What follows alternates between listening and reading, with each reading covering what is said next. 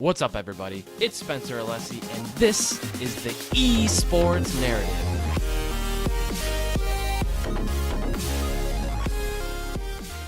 This is episode 6, and today I'm talking with Avery Lussier.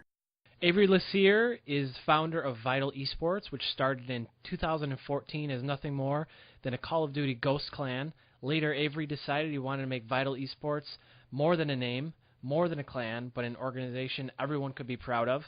In 2015, ViiTaL officially pursued the esports scene and began the legacy of ViiTaL Esports. Avery, welcome to the show. Thanks for having me. I appreciate it. Yeah, awesome. So first, I just wanted to ask you, what has it been like to start an esports organization, and what have you found have been some things that are more difficult than you initially realized? Probably the most difficult thing about starting an esports organization is just money, I would say. Everybody always has great ideas. My staff always comes up with great ideas. It's just the fact of, can that idea be done? Getting your initial funding to start your brand, even logos nowadays. When I started, they were pretty cheap, but even nowadays a logo can run you up, even $200. So I would say the hardest thing about getting started is just getting started, really. Just getting your social media set up, your website set up, and then if you want to take the next step of, making an official business, LLCs, copyrights, that's a whole nother section there. So it's just basically getting everything structured, building your structure before you build your walls, really. Yeah, gotcha. Now, what I ask this of every guest, and it's really unique to hear everyone's different perspective. What is esports, and what does that mean to you? I think esports is, obviously it's a growing industry, but I think it's really a title for all communities to come together. We got our Halo, Call of Duty, all these different types of titles. I think it's really, instead of just hockey or basketball, that's just one community. I think esports is great because it's multiple communities that come together that all share the same passion of, competitive video games, cheering for their favorite teams. And I just basically think it's a massive platform for everybody that enjoys gaming. Maybe you don't even want to become a professional gamer, but you just support the people that are within the scene. So yeah, basically I would say it's just a massive platform for all communities to come together. Awesome. Now, take me back a little bit in 2014 when you had the Call of Duty Ghost Clan, and you were talking over kind of ideas of getting into the scene more seriously. So take me back a little bit and tell me what that decision-making was like, or what you were thinking and what you kind of wanted to accomplish in that. Yeah, so I've seen a lot of, the big, teams and what they were doing, pursuing into esports, this new type of trend, I guess you could say. There was a lot of hesitation for a lot of organizations, as you can see, like some like Obey and those type of sniping teams are just finally pushing into it. But I was kind of bored of the sniping aspect, and I was looking for something new, but I wanted to stay kind of in the same, industry.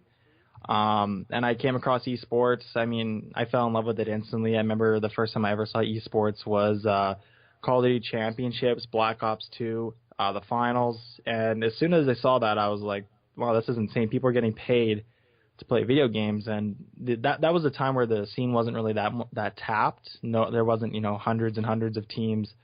So I decided, I talked to one of my friends that used to run ViiTaL with me, and I said, well, why don't we push into this, And again, going back to the beginning, it costs a lot of money to get in, but it's really been fun and a great experience once you do get in. If you play your cards right, it's all luck, really. Yeah. Now, you guys have competed in a number of titles, and you've gone to events and things like that. What's been the worst moment for you so far?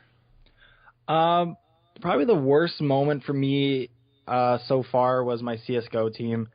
A little bit back, we were killing it.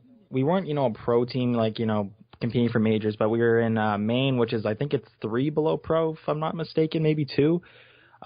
Anyways, we were doing really good. I think we were at 4th place out of like 80 something teams in this league for the longest time. We had so much money invested in the team, and then just right before playoffs, we fell off somehow and dropped all the way out of not even contending for playoffs. And that started, a bit of tension within the team, and the team left because, there was a lot of tension. And it's just basically these superstar players fell off somehow. And, to this day, I still don't know how we went from 4th to 18th. But, yeah, just probably losing. It's always difficult when you lose a lot of money, and at the end of the day, you lose some friends because, for the longest time, I was building this relationship with these people. They became more than just a team to me. They became, family in a sense. Mm-hmm. And you had to let them go. That's always the hardest, is letting go of your friends and making a business decision.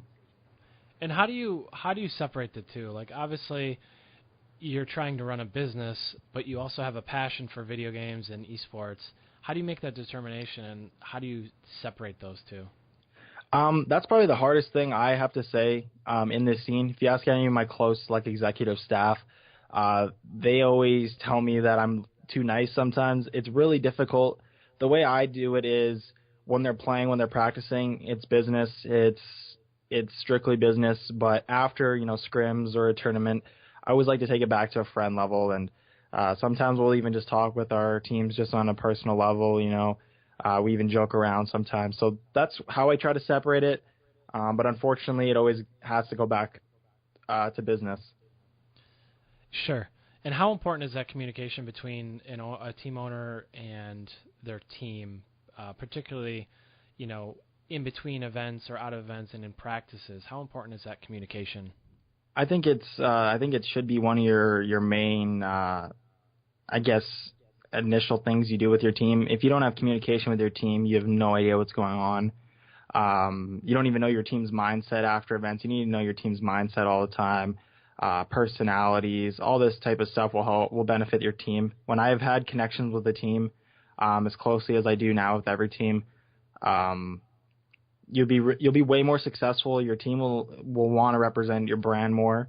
What I always say is, instead of playing for my brand, play for our brand. So I want ViiTaL to be theirs as well. I want it to be a home where they feel confident that they're going to still have a home, that they can try new things and they can pursue other stuff still under ViiTaL. So when they put on the jersey, when they put on the logo on their social media, whatever, I want it to be their logo as well as much as mine. So right, it's a sense of ownership and a pride in wearing the the logo or the brand of the organization, and yeah.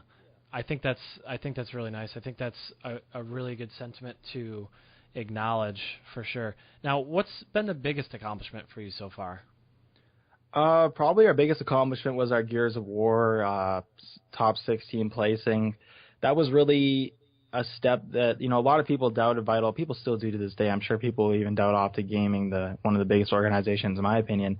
But there's so many people that want to see you fail. There's more, and the faster you realize that, the more success you're going to have, honest to God, because more people want to see you fall, the more people want to see you succeed. So when we had this Gears of War team, we were, working with them and trying to build the best possible team we could. And we put so much resources, so much time in this team, and people told us, that team's terrible. They're never going to do anything. They're garbage, blah, blah, blah.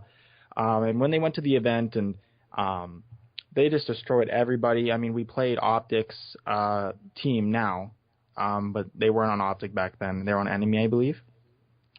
That's when we got, our asses handed to us. But just to even make main stage and, get a couple rounds on Enemy or Optic, whatever you want to call them now, was just like, wow, these kids finally did it. We turned a name into a brand. We took our resources, we managed our money, we got a great team, and they did well. So that was probably the proudest moment I have. It was the real like, I guess, stepping stone to success. We finally got to the top of the ladder. Now that's a really exciting moment. I feel like that's an exciting story to be able to tell. So what makes esports so exciting on a broader scale? I think it's just the chance you have. You know what I mean? Anybody can become a pro. Anybody can make money off this industry. Sports like the NHL. I only say the NHL because I'm Canadian. I know it the best. It's so difficult to get in the NHL. nearly 1 in a million chance. Your parents honestly have to be dedicated to you going to the NHL because they have to put so much time and money in camps, developments, just even for you to make the minor type of leagues. In esports, E United's Call of Duty team is a great example of this. Last year, they were nobody. This year, they're contending with Optic Gaming, So it's really an industry where anybody can make it. Anybody can become the best overnight. There's always people competing, and I like that because nobody's going to stay the best forever. There's always going to be someone new coming in. We see a lot in sports, a lot of superstars. They don't last forever, but they do last quite a while. In esports, we see a lot of change. So I like to see, new teams coming up, new players coming up, and players coming down as well. It's good to see, redemption stories, players coming back to, prove themselves. And I think that's a huge story for Optic Gaming's COD team right now. They haven't won champs as this roster. They've always battled. They've won basically every tournament except for this year. And I think this year might be their year. I don't want to jinx it, but just the redemption and the capability to become a superstar is really what I think is amazing. Especially with COD, like you said, COD champs coming up the end of this week. It's going to be really exciting to see how that plays out.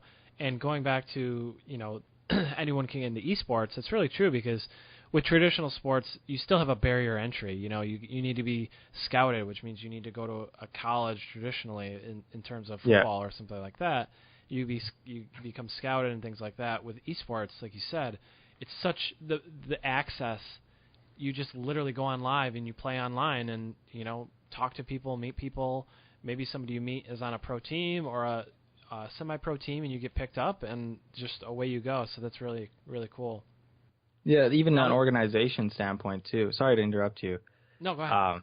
Even on an organization standpoint, even just to get a pro team in a NBA or the NHL, you have to pay hundreds and hundreds of millions of dollars just to get accepted in those scenes. In esports, like I said, it might cost you a couple $100, but at least you don't have to pay hundreds and hundreds of millions. So, anybody can make it in this scene. Right, and like in the case of the NBA, you might not even be able to get a spot because there's no room for expansion to other cities. Things like that. Yeah, exactly. Now, this is the part of the show what I call the 5-question combo breaker, and it's just kind of a thing where you answer off the top of your head first thing that comes to mind. Okay. Best advice someone has ever given you? Patience. What do you think the esports industry needs to continue to grow and be successful? Content. What kind of content? Just personality, expanding the brand, put us on the level where sports is. There's tons of media coverage. There's Sportsnet. There's The Score. We need to have that type of coverage. I think we need to expand the esports as, a professional sport that's here to stay, not just some Twitch streams. Do you think it helps having really popular people like, Clayster or back in the day, well, not back in the day, just a couple of years ago with Nate Shot and Halo? Do you think it's important to have those big names and for media to kind of to play up those names to have esports continue to grow mainstream? Yeah, I think it's important because it's just like, your Michael Jordan, your Wayne Gretzky type stories. You need those superstars to, build your industries, but also to motivate the youth, to get those people motivated to become the next big deal, to become the person that dethrones that person. So, yeah, I think they need to focus on that, but I think they should also focus a little bit more on the upcoming stories. But, that's probably just my opinion because I'm, part of that. But, yeah, I think it's just coverage, it's like really. It's like the rookie of the year versus, the Kobe or the LeBron type personality when you have players like Bance or you have, like Shooter and stuff like that from the Splice era of two different games. You have kind of up-and-coming players who are the rookie of the year type people, and then you have the established, LeBron-type players that also draw in crowds and people want to see them compete. They want to meet them at events and things like that. I think that's really important.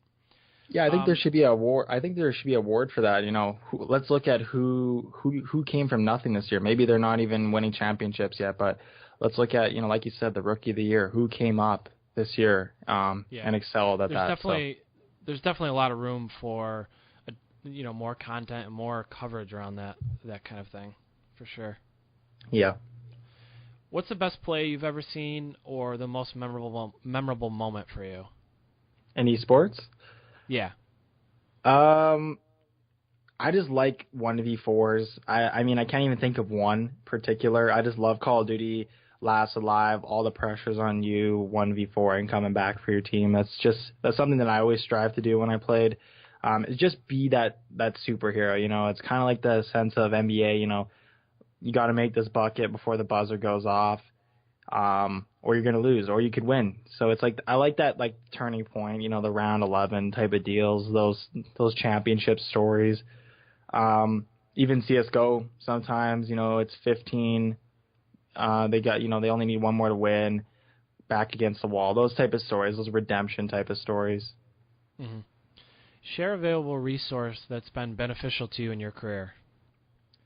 Probably just Twitter. Honestly, if you just study Twitter, follow the right pages, follow retweet pages, follow the right people, follow people at your level. I feel like everybody in this industry tries to be Optic. They try to be FaZe. What I've started doing, and it has a lot of success, honestly, is look at the people that are just above you and see what they're doing that you're not. Take those steps. I don't completely copy them, but alter those steps they're doing and see if it'll be beneficial to you to even just move up the next ranking. All these teams are trying to go from nothing 100 followers to 2 million Optic followers overnight. That's not going to happen. It doesn't happen in any industry. Just take your time. Again, that's going back to my your first question.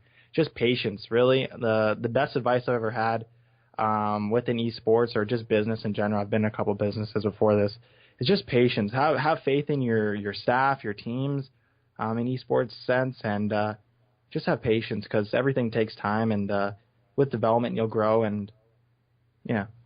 And with Twitter, it's like the water fountain or the water cooler type effect, where you can literally engage with anyone. Like, Scumper can post something on Twitter, and you can literally tweet at him and reply and engage with him right on Twitter. And the same goes with anybody else. It's a really accessible platform for a lot of people to just get in there and share your comments and, just network with people that way just by communicating. Yeah, even if Scump doesn't reply to you, because he probably won't, you might even be able to see some other people, your type of level asking the same type of questions. Yeah, and you just network with those type of people, definitely. Yeah, and you say one smart thing or one unique thing, and then, you have some people follow you, and then you start engaging more, and it kind of grows like that. It's contributing and really, extending value to people in a conversation sense. Yeah, I definitely agree. Twitter's a great platform. If you're not on Twitter, what are you doing, honestly? I think most people in this scene are on Twitter, if not all. So, yeah, but if you're not, get on it. Yeah, I see a lot of people on Twitter, a little bit less on Instagram and Facebook, but I think Twitter is a big one for esports for sure. Yeah, I haven't really seen too much. Instagram's I feel like Instagram is just more of a photos type of app. It's really hard to kind of. Twitter has its own little, like, I love how on Twitter you can post videos, you can tweet at people, you can engage. Instagram's not really like that, but I still do see the purpose of it. Yep. What's one daily habit that's been the biggest factor for your success? Probably organization and meetings. The better organized you are, the more successful you be, I found. I used to be so unorganized, just everything piling down, and that's just going to cause a lot of stress on you. In this scene, in any business, really, you just got to stay calm. You got to stay organized. Even if you just go to the dollar store, buy yourself a couple binders, organize your binders, your notes, your ideas. It'll be really beneficial to you. It'll keep your mind clear. And meetings is just meet with your staff, your employees, even your fans. Just ask them, what do you think we're doing right? What do you think we're doing wrong? In the areas we're doing right, how can we improve this, take this to the next level? In the areas we're doing wrong, what can we do to get out of that and push back up to the top? So meetings, organization is probably two of the best habits I've grown. Now, are there any technical resources or anything, like apps that you use from an organizational standpoint that would be beneficial to share? I honestly just use my iPhone notes, and I just write down my to-do list in there. Every single day I go through it, make sure I do it. I use emoji, check mark, and I just paste it beside what I've done. And I just kind of, just keep yourself organized like that. Like, you don't need to go out and buy any apps. And at home, I just have a dollar store sticky pad or notepads. No, I don't know what you call it. Yeah, and I just write down on there. Awesome. Now, we'll close out the show with you giving us a little bit of your perspective on what it takes to be successful in esports, and from what you've, the experience and wisdom that you've gained so far. Share that with the listeners of, what it takes to be really successful in esports.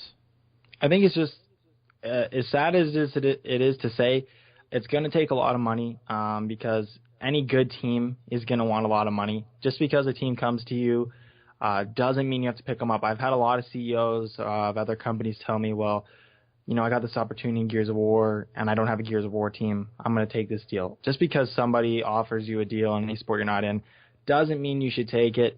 Set a standard for your teams and really keep to that standard. I get hundreds of offers a week, and I never accept them because we got to keep a standard. You gotta, also you gotta play in your budget, and just stay patient. When you get a team that you meets your standard, meets your budget that you're able to fund, really work with that team, really push that team to the fullest effect, really get the most out of that team for your brand, for your sponsors, and for your fans, and for them as well too. I mean, the more you get out of them, the more they're gonna achieve, the more they're gonna want to rep your organization because you're the one that helped them get there. So just patience and set a standard for yourself and really achieve that standard. That can even be with graphics. I see a lot of teams have really bad graphics design.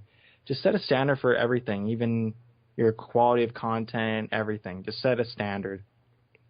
Yeah, that's really great advice. Now, share with the podcast listeners where they can engage with you online. Probably the best place is Twitter, twitter.com/ViiTaL Esports, Vital with 2 I's, or vitalesports.ca, again with 2 I's. We try to reply to every single fan we can, every single question we can. We're not at the level yet where we're getting swamped every single day, so I hope we can keep that up. Or you can, if you personally want to talk to me, just twitter.com/AveryView, AveryView. I answer all DMs on there. Honestly, I don't get that many to my personal, so that's probably the best place, yeah. Now, how did you decide on the name, real quick, just kind of as a sidebar, how did you decide on the name of your org? Well, I always wanted, my organization to be important, to be, something that people would want to rep. I saw the word vital, didn't really like it, and then I decided, well, what if I put another I in here? Does it look better? It does. So I just went with that. It's importance. If you don't know what vital means, I'm sure most people do. It just means important, significant. So it's just that, pretty simple. Awesome. I just want to thank you again, Avery, for being on the show and sharing your esports narrative with all the listeners. And with that, just want to remind everyone that if this all goes as planned, the show is just the beginning.